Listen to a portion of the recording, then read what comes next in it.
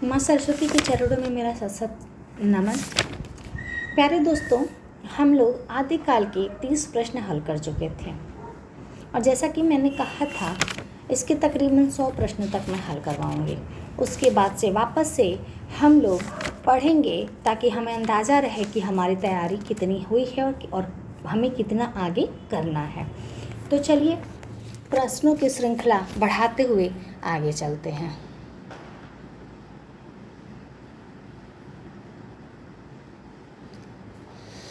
प्रश्न संख्या 31 है, पूर्वी हिंदी का उद्भव किस अपभ्रंश से माना जाता है?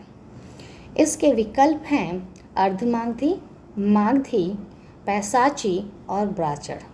इसका सही जवाब है अर्धमागधी। इसका सही जवाब है अर्धमागधी। प्रश्न संख्या 32 है, खड़ी बोली या कौरवी का संबंध किस उपभाषा से है? विकल्प है पूर्वी हिंदी, पहाड़ी, राजस्थानी, पश्चिमी हिंदी। इसका सही विकल्प है पश्चिमी हिंदी। प्रश्न संख्या 33 है, अवधी बोली का विकास किस उपभाषा से हुआ?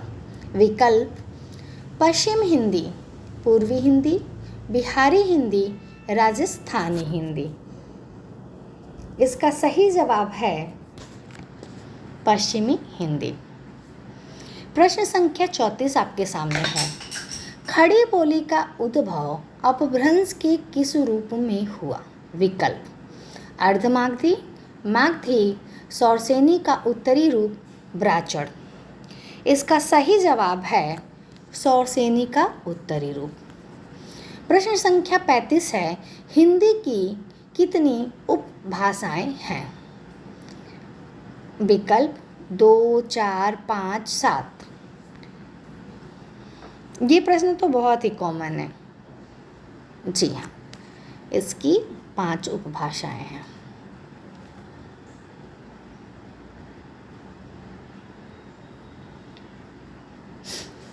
प्रश्न संख्या 36 है, हिंदी क्षेत्र की बोलियों की कुल संख्या कितनी है? विकल्प है 15, 17, 20, 18। तो इसका सही जवाब है 18। प्रश्न संख्या 37 है, पश्चिमी हिंदी उपभाषा के अंतर्गत कितनी बोलियां आती हैं? विकल्प है 3, 4, 5, 10। इसका सही जवाब है 5। भोजपुरी किस क्षेत्र में बोली जाती है? इसके विकल्प हैं दरभंगा, आजमगढ़, पटना, पूर्णिया।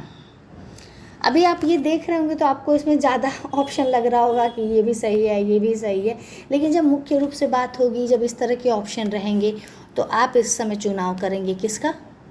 जी हाँ, आजमगढ़। मैथिली का बोली क्षेत्र है, ऑप्शन है आपके सामने गोरखपुर, लखनऊ, चंपारण, मुंगेर। सही जवाब है मुंगेर। प्रश्न संख्या 40, भारतेंदु, रामचंद्र शुक्ल, प्रसाद, प्रेमचंद और दिनकर का संबंध किस बोली क्षेत्र से है? अब ये नहीं कि उन्होंने रचनाएं किस में की, किस बोली क्षेत्र से है, मतलब कहाँ पे वो लोग जन्म लिए होंगे, किस तरह की भाषा वगैरह उनकी रही होगी, यहाँ पे इससे तात्पर्य है। अक्सर लोग इसमें खड़ी बोली लगा देंगे, लेकिन इसका सही जवाब है भोजपुरी। प्रश्न संख्या 41 है, भाषा विज्ञान में प्रायः किन उपभाषाओं को हिंदी माना जाता है? विकल्प है पश्चिमी हिंदी व पूर्वी हिंदी, पूर्वी हिंदी व बिहारी, पश्चिमी हिंदी व राजस्थानी, राजस्थानी व पहाड़ी। इसका सही जवाब है पश्चिमी हिंदी व पूर्वी हिंदी। चलिए अब आगे चलते हैं। उम्मीद है प्रश्नों की श्रृंखला जैसे जैसे आगे बढ़ रही होगी आपको अपनी तैयारी का कुछ अंदाज़ा हो रहा होगा। अगर आप अच्छा कर रहे हैं तो बहुत अच्छी बात है, बस उसी को आप धार देते जाइए। लेकिन अगर आपने अच्छा नहीं किया है तो ये समय है सतर्क हो जाने का। अपभ्रंश के स्वरों की संख्या है ऑप्शन है 4, 7, 8, 10। अब देखिए ये प्रश्न भी आप लोगों में से बहुत सारे लोगों को आता होगा, लेकिन फिर भी एग्ज़ाम में गलत कर जाएंगे। तो इसका सही विकल्प है 8। अपभ्रंश में स्वरों की संख्या कितनी है? 8। अपभ्रंश में कौन से व्यंजन नहीं हैं? ऑप्शन है ट और ठ, ड, ढ, ज्ञ, त्र, र, स। जी हाँ, सही जवाब है दूसरा यानी कि ड, ठ। प्रश्न संख्या 44 है, निम्न में से हिंदी की प्रथम रचना कौन सी मानी जाती है? ये तो मैक्सिमम लोगों को पता होगा, ज़्यादातर लोग जिन्होंने थोड़ा सा भी ढंग से पढ़ा है, ठीक ठीक पढ़ा। या तो बहुत बार होता है कि हम लोग पढ़ते तो बहुत कुछ है, लेकिन ठीक ढंग से एकदम कंठस्थ नहीं कर पाते, तो फिर त्रुटि हो जाती है और उस समय हम सबसे ज़्यादा पछताते हैं। तो कुछ प्रश्न जो बहुत ही कॉमन है, हर बार परीक्षाओं में आते हैं, वो तो एकदम आप क्लियर रखिए। जी हाँ, इस प्रश्न का सही जवाब है दोहा। और सॉरी, देखिए मुझसे ही गलती हो गई, बात करते करते खुद मैंने ही गलत कर दिया। इसका दोहा को सही आंसर है, इसका है श्रावकाचार। प्रश्न संख्या 45 आदिकाल को वीरकाल की संज्ञा देने वाले आलोचक हैं। विकल्प है रामकुमार वर्मा, हजारी प्रसाद द्विवेदी, डॉक्टर रसाल, विश्वनाथ प्रसाद मिश्र। जी हाँ, इसका सही जवाब है विश्वनाथ प्रसाद मिश्र। चलिए अब आगे चलते हैं।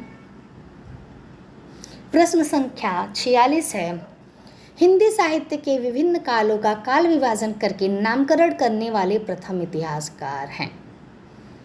ऑप्शन है आचार्य रामचंद्र शुक्ल, रामकुमार वर्मा, ग्रियर्सन और गार्सा दत्तासे।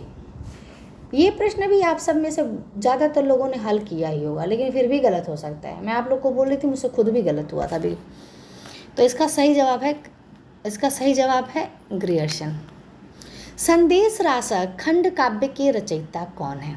धनपाल, अब्दुल रहमान, विद्यापति, अमीर खुसरो। जी हाँ, इसका सही जवाब है अब्दुल रहमान। खुमार रासों के रचनाकार कौन हैं? ऑप्शन है नरपतिनाल, दलपत विजय, शारंगधर और जगनिक। इसका सही जवाब है दलपत विजय।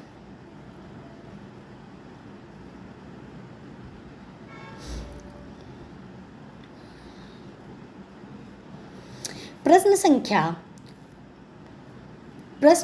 49 आपके सामने है, निम्न में से कौन सा रासो काव्य आल्ह खंड के नाम से भी प्रचलित है? अब ये प्रश्न भी बहुत ही कॉमन है। जी हाँ, ये आल्हा और रुदल की रचना है और इसे परमाल रासो के नाम से भी जाना जाता है। तो इसका सही जवाब हो गया परमाल रासो। अगला प्रश्न आपके सामने है, निम्न में से मूलतः गेय रासो काव्य कौन सा है? ऑप्शन है खुमार रासो, परमाल रासो, विशल देव रासो, हमीर रासो। इसका सही जवाब है विशल देव रासो। प्रश्न संख्या 51, परमाल रासो के रचयिता का नाम है जगनिक, दलपत विजय, नरपतिनाल, चंद्रवरदाई। चलिए फटाफट इसका आंसर दीजिए। जी हाँ, इसका सही जवाब होता है जगनिक।